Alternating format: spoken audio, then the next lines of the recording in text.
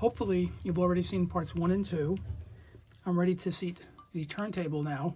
A couple of interesting things about it. One is the way it's designed. You have these little plastic arms that support all the records. And as it goes around, when a record is changing, they will move in. And as they move in to drop a record, that little metal disc comes out underneath the record above what's being dropped. So the rest of them don't all fall down at once. And then once it drops the record, moves back in, and you just have the little plastic tab sticking out. Another thing I found on the inside here was sort of a washer that contained ball bearings. And it was full of a lot of gunked up oil and dirt. I cleaned it out, I've lubricated it, and this will fit in here. Make sure it's all the way down. And then on here seats a washer.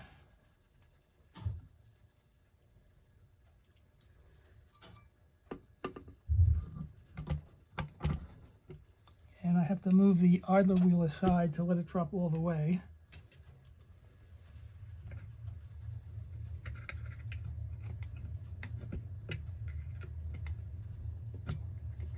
There we go. Now, let me flip it over.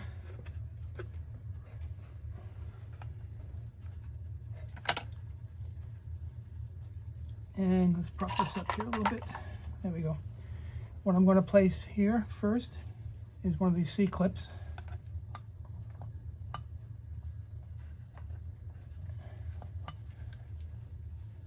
See how easy I can do this while we're watching.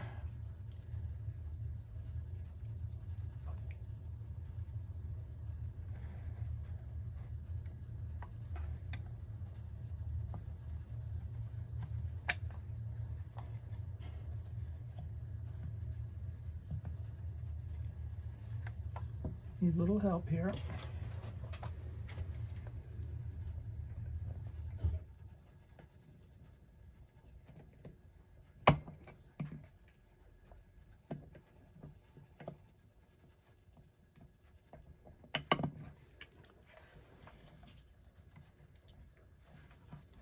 Well, that is tight. All right, let me try to work that on my own. I don't want to waste a lot of time. Once I have it seated, then I'll proceed. I've got it seated. Let me try the next one.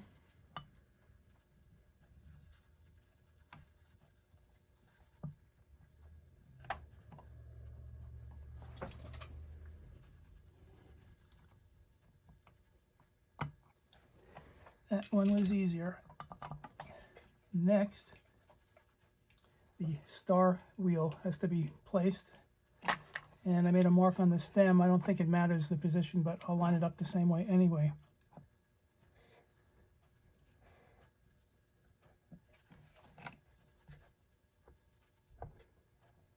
And just have to tighten the little couple of set screws here.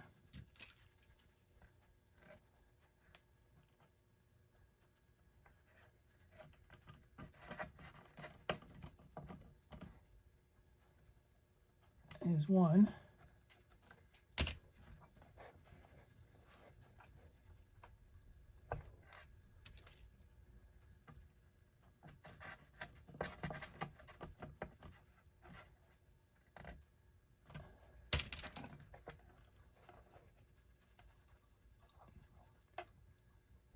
Just make sure they're tight.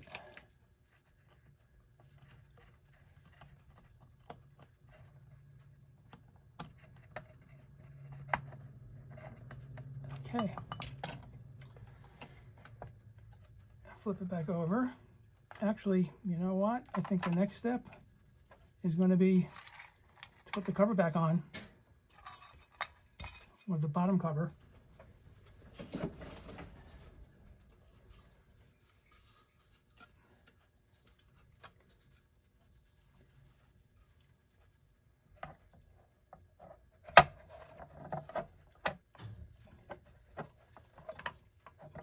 I'm pretty sure it fit this way. Let me just double check to make sure it doesn't go the other way. Yes, this is how it is supposed to be positioned. So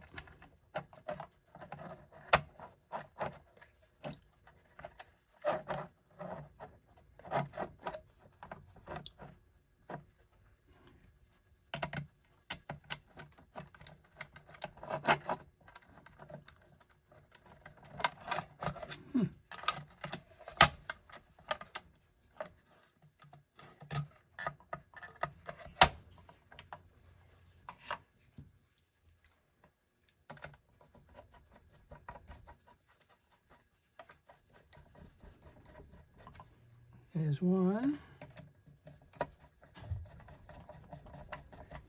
Just tighten it a little bit to start.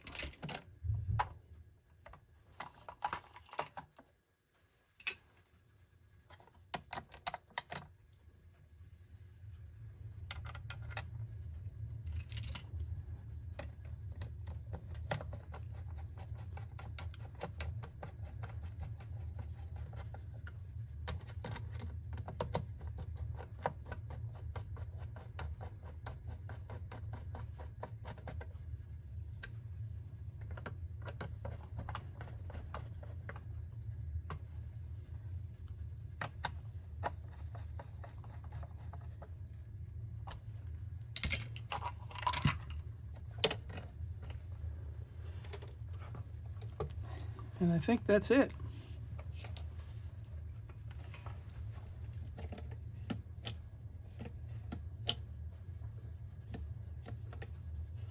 The next step is going to be, I think I'm ready to hook it up and see if it's actually going to work. So let me do that, and once I have everything connected, we'll give it a check. Okay, I have it set up. I'll show you what it's connected to. I have a Radio Shack Realistic SA10 amplifier. It's from the 1970s. Connected to it is a Sony Bluetooth speaker. It has an auxiliary jack on it that takes a mini plug, which I have an adapter for that converts it into an RCA cable, and that's what's connecting the speaker into the amp. Now, one thing I wanted to do was check the accuracy of the speed of the turntable, and what I have for that, a stroboscopic speed indicator. And the way this works is there's 3 rows of dots.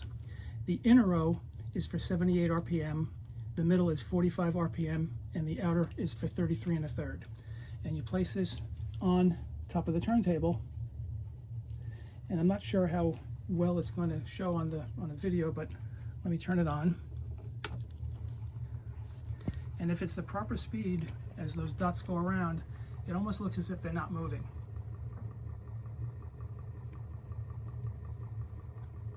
And I think you can see the middle row of dots.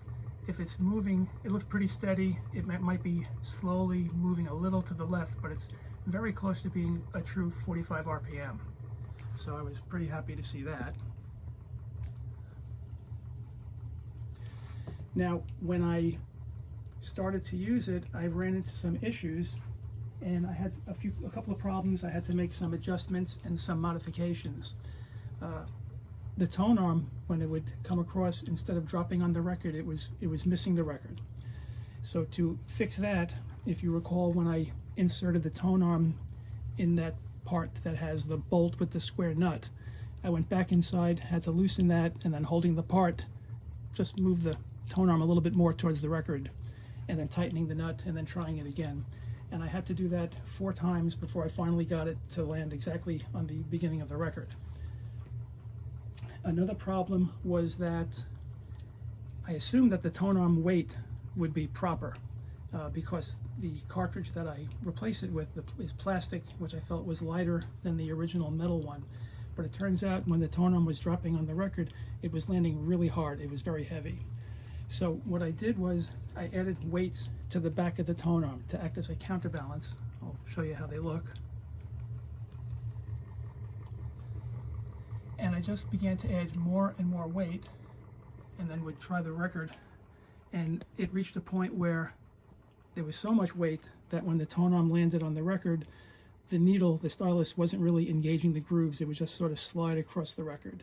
So it was too light, and at that point I removed the last weight on there, and I think it works fine now.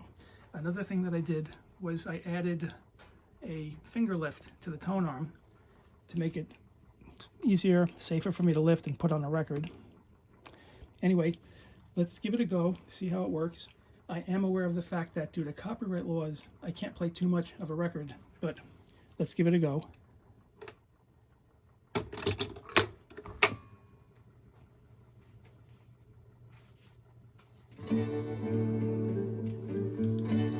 This should give you an idea of just how it's working.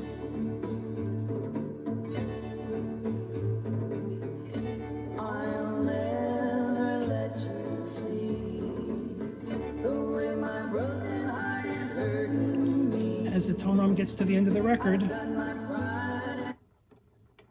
it'll kick out. Next record drops.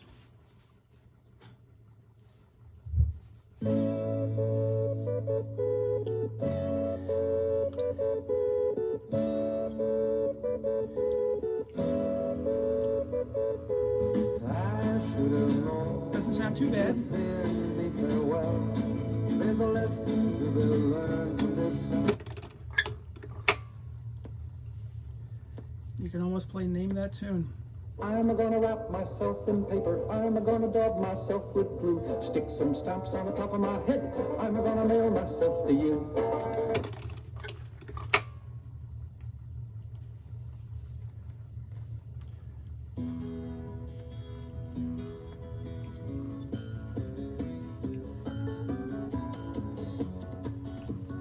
I think everyone knows this one. When I think back on all the crap But I have to say, it was a lot of fun working on this, and I'm pretty pleased with how it came out. When I was a sailor, I spent my time on the open sea. Yes, here and there, stolen.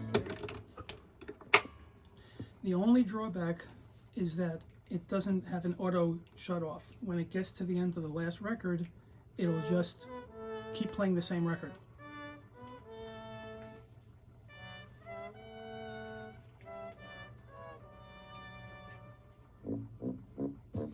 Free the people from the fire, pull the boat out of the raging sea. Like that. So you have to just manually and then shut it off. So there you have it. It's the RCA Victor 45J turntable. It's from 1950. Here's a trivia game for you. Let me know if you can name the song and the group or artist of each record. First one with the correct answer will get a mention in my next video. In any event, I did enjoy working on this one quite a bit. I hope you enjoyed the video as well. I definitely look forward to any questions and comments that you have on it. And that pretty much wraps things up. Bye for now.